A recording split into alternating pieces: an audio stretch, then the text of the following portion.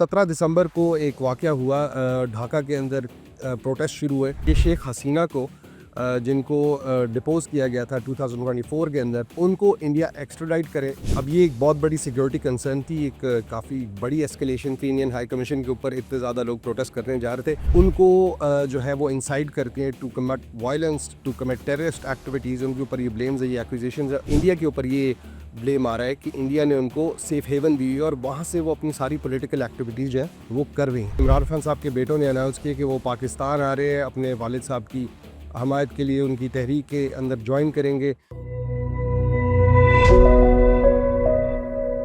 अस्सलाम वालेकुम नाजरीन, वेलकम टू फर्स्ट टेस्ट। मैं हूँ आपका होस्ट हुर शफीक और आज बात करते हैं कि बांग्लादेश के अंदर पॉलिटिकल इंस्टेबिलिटी जो है वो बहुत बढ़ती जा रही है। जो उसके डिप्लोमेटिक टाइज है विद इंडिया वो ख़राब से ख़राब तर होते जा रहे हैं। इसकी क्या वजह है? इंडियन हाई कमीशन इन ढाका जो है उसने अपने वीज़ा सेंटर्स बंद कर दिए हैं और उसके साथ साथ इमरान खान साहब के बेटों ने अनाउंस किया कि वो पाकिस्तान आ रहे हैं, अपने वालिद साहब की हमायत के लिए उनकी तहरीक के अंदर ज्वाइन करेंगे और वो भी प्रोटेस्ट ज्वाइन करेंगे कि इमरान खान साहब को किसी तरह रिहा किया जाए। तो इसकी क्या इम्प्लिकेशंस है, वो कब आ रहे हैं, क्यों आ रहे हैं और ये सब चीज़ें किस तरह अनफोल्ड करेंगी, इन सब चीज़ों को डिस्कस करते हैं और एनालाइज़ करते हैं।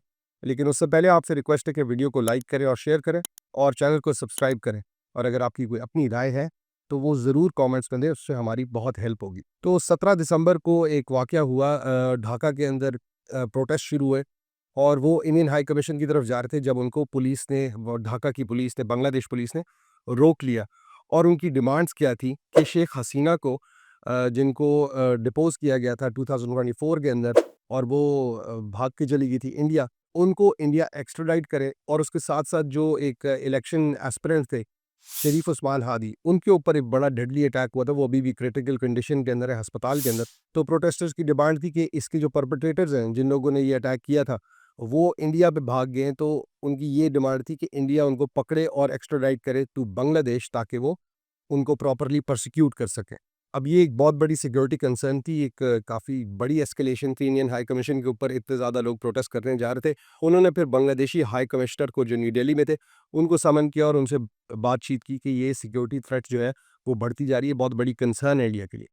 अब मसला कहाँ आ रहा है सारा बीच में?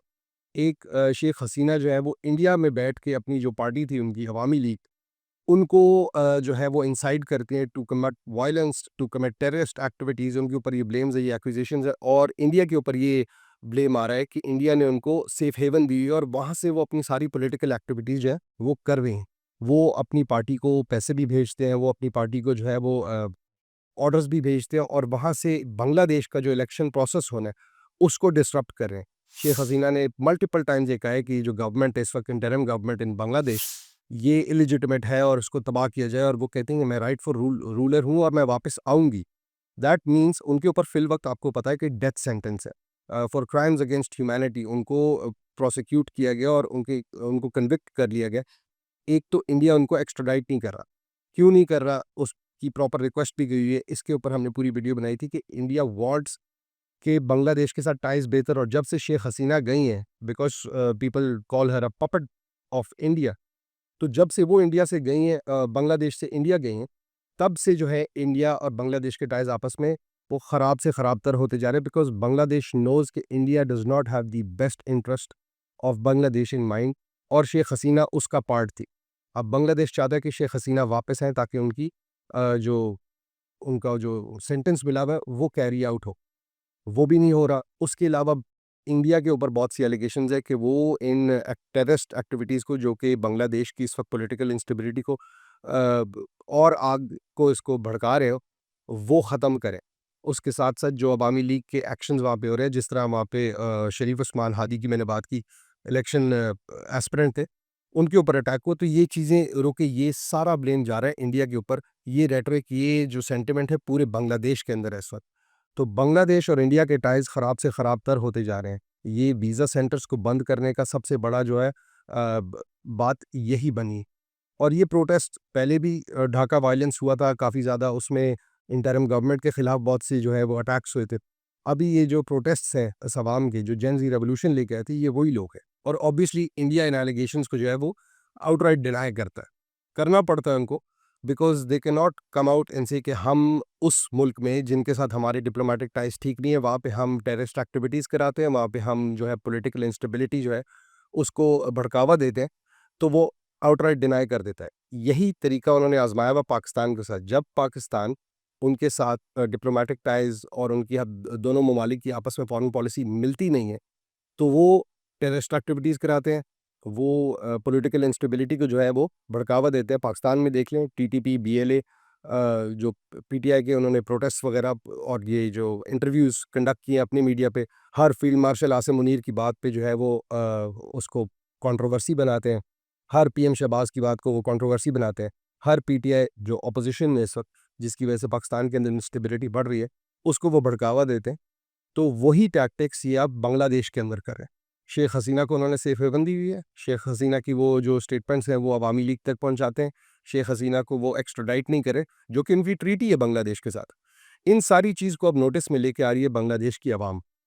इन सारी चीज़ों को समझ गई है वो। गवर्नमेंट जो उनकी इंटरिम, जो उनके वहाँ पे जितनी भी पॉलिटिकल एक्टर्स अब खड़े हो रहे हैं, जो एस्पिरेंट्स इलेक्शन है एस्पिरेंट्स, वो सब कह रहे हैं कि इंडिया हमारे साथ मुखलिस तो क्या बल्कि दुश्मनी कर रहा है। इंडिया से भी ये चाहता है कि वहाँ पे वापस शेख हसीना की गवर्नमेंट आए, जो इंडिया के साथ मिल के बेहतरीन तरीके से आगे चले और आवाम का कोई वो नहीं। इंडिया के ऊपर बहुत सी एलिगेशंस है कि बॉर्डर किलिंग्स बहुत होती हैं वहाँ पे रिसेंटली, और इन सब चीज़ों को अगेन इंडिया डिनाई करता है। और पाकिस्तान के हवाले से बात करते हैं, पाकिस्तान में अब मेरे ख्याल से पिछले काफ़ी अरसे से पीटीआई का बहुत ज़्यादा प्रोटेस्ट और शोर मचा हुआ है कि खान साहब को आपने इनकासरेट रखा हुआ है। उसके ऊपर बड़ी बड़ी कॉन्ट्रोवर्सीज हुई हैं, जिस तरह आपको याद हो कि उनकी डेथ रूमर शुरू हो गए। अगेन उसमें भी इंडिया इन्वॉल्व था, बट डेथ रूमर शुरू हो गए, उसमें उतना ही इक्वली जो है हिस्सा डाला उन्होंने पीटीआई के लीडर्स ने, पीटीआई के कारकुनान ने। फिर इंटरनेशनल मीडिया की बात की, फिर खान साहब की बहनों ने इंटरव्यूज़ भी दिए। अब जो एक बड़ी डेवलपमेंट है वो ये कि जो उनके बेटे हैं कासिम और सुलेमान, उन दोनों ने स्काई न्यूज़ पे इंटरव्यू दिया और उन्होंने कहा कि हमने अब वीज़े अप्लाई कर दिए हैं, वो कुछ ही अरसे में आ जाएंगे और वो पाकिस्तान आने वाले हैं अपने बाप की, अब वालिद साहब की रिहाई के जो है तहरीक में जॉइन करने के लिए। अब उन्होंने जो उस इंटरव्यू में बातें की, उन्होंने यल्दा हकीम नाम की एक एंकर है, जर्नलिस्ट, उनको ये इंटरव्यू दे रहे थे। उन्होंने कहा कि हमारे वालिद साहब जो हैं इमरान खान साहब, उनके बहुत ही बुरे हालात हैं, उनको जो कंडीशंस दी गई हैं जेल में वो बहुत बुरी है। अब इंटरनेशनल मीडिया के ऊपर वो ये कह रहे हैं, और उनकी बहन की जब मुलाकात उज़्मा खानम की हुई, रिसेंट जो लेटेस्ट मुलाकात थी, उसमें उन्होंने कहा कि he is perfectly healthy, he is fine, वो खा पी रहे हैं, उनको सारे कुछ ठीक है। सिर्फ वो जो है आइसोलेशन की वजह से वो मेंटल बहुत प्रेशर में है। तो उन्होंने उसको मेंटल टॉर्चर कह दिया। हम तो चलो कह सकते हैं कि चलो बहन का दिल नरम होता है, बट आइसोलेशन को इन्होंने मेंटल टॉर्चर कह दिया। इधर उनके बेटे ये कहना शुरू हो गए कि उनको ना पानी साफ़ मिलता है, ना उनकी उनकी बिजली ले जाई जाती है, उनको जो है बहुत ही बुरे हालात में रखा जा रहा है, which is against Geneva conventions. और यहाँ पे उनकी बहन कह रही है कि उनके हालात बिल्कुल ठीक है। अब इस तरह की बातें उन्होंने मीडिया पे कहना शुरू की और वो कह रहे हैं कि हम आएँगे। अब उनके इधर आने का भी जो मकसद है वो इसी तरह का लगता है कि ये इस पॉलिटिकल इंस्टेबिलिटी में और आगे जो है वो भड़कावा आएगा। जो क्लैश बिटवीन पीटीआई और फेडरल है वो बढ़ता जाएगा। ऑल्दो फवाद चौधरी ने एक इंटरव्यू दिया और उन्होंने इसमें कहा कि हम चाह रहे हैं कि किसी तरह ये इशू रिज़ॉल्व हो, कोई डील बने आपस में, गवर्नमेंट की और खान साहब की रिलीज़ की या बात हो, या इस सारी जो एनिमोसिटी है आप दोनों के बीच में, इसको कम से कम ख़त्म किया जाए। लेकिन कहते हैं वो प्रोसेस थोड़ा लंबा है, काफ़ी लोग जो हैं पीटीआई के लीडर्स वो लखपत जेल के अंदर है। उनका उनकी रिहाई या उनके ऊपर अगर थोड़ी-सी सॉफ्टनेस हो तो और ज़्यादा आसानी होगी कोऑर्डिनेट करने में, एक डील नेगोशिएट करने में। अब ये दोनों बेटे जब इधर आएँगे तो ये है यूके नेशनल्स। जब वो यहाँ पे पाकिस्तान आएँगे और वो इन्हीं एक्टिविटीज़ को जॉइन करेंगी जिनमें उनकी फूफियाँ इस वक़्त जॉइन कर रही हैं। दफ़ा 144 लगा हुआ है पिंडी के अंदर, उनकी जो खान साहब की बहनें हैं उन्होंने फिर सिट इन किया, तो उन सब के ऊपर लग गए, पर्चे कट गए।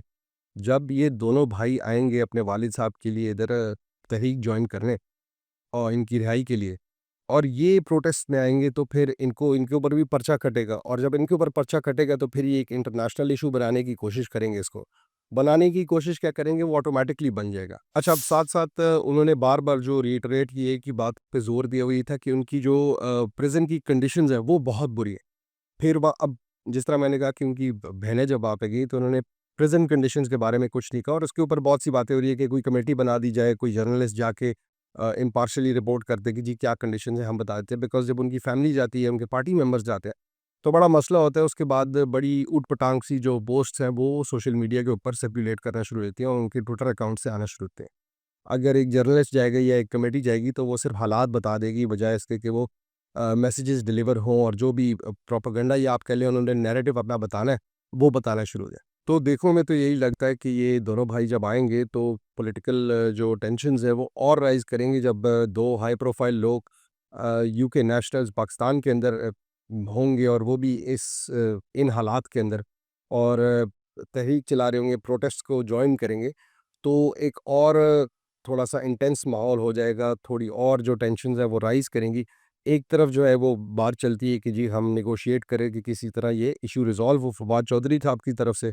दूसरी तरफ बात होती है कि उनकी बहनें कहती है हम रोज़ प्रोटेस्ट करेंगे, सिट इन करेंगे, तो इस इश्यू को और भड़कावा मिलता है। इस तीसरी तरफ से उनके बेटे कह रहे हैं कि हम ब्रिस्टल, जिनीवा भी जाएँगे और हम पाकिस्तान आएँगे और हम इन प्रोटेस्ट को जॉइन करेंगे। तो ना तो ये एक पेज पे पीटीआई खुद है, ना इनके जो कारकुन हैं, जो इनके लीडर्स हैं, वो एक तरफ जा रहे हैं।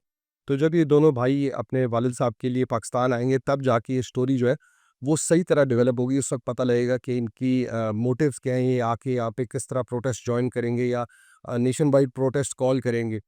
और गवर्नमेंट के ऊपर सब बड़ा प्रेशर होगा, बिकॉज़ ये दोनों यूके नेशनल्स हैं और उस हिसाब से उनको सिक्योरिटी भी शायद प्रोवाइड करनी पड़े, या उससे पहले गवर्नमेंट नेगोशिएट करती है या नहीं। लेकिन ये इस वक़्त गवर्नमेंट जो है वो अपने स्टांस पे पक्की खड़ी है। इस वक़्त गवर्नमेंट का कोई जो है वो मूड नहीं है कि वो किसी भी तरह जो है खान साहब को कोई लेवरेज दे या जो उनके प्रेशर है, पीटीआई का प्रेशर है, उस पे वो सबमिट करे। तो ये था हमारा आज का एनालिसिस। अगर आपको पसंद आए तो वीडियो को लाइक और शेयर ज़रूर कीजिएगा और हम कल दोबारा मिलते हैं। अस्सलाम वालेकुम।